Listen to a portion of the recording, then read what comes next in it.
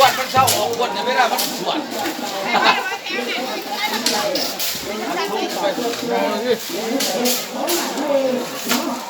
ไม่ขายมาขาดกินเองก็ไหว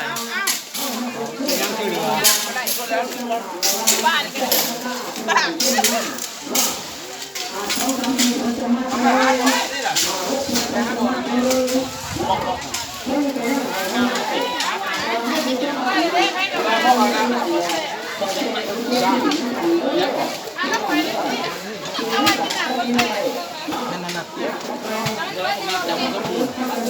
รอทุกคนมาครับ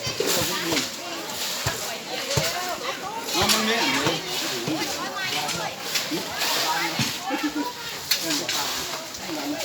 เดี๋ยวมันดีแม่ตอบมันอ่ะไปเด็กกับมัน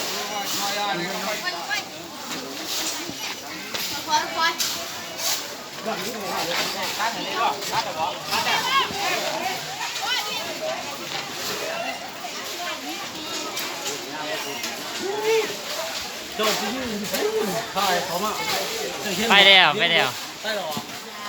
ไปแล้วหอมหนึ่งก็บินไปทั้งตู้โค้งออกด้วยก็เลยออกมาออ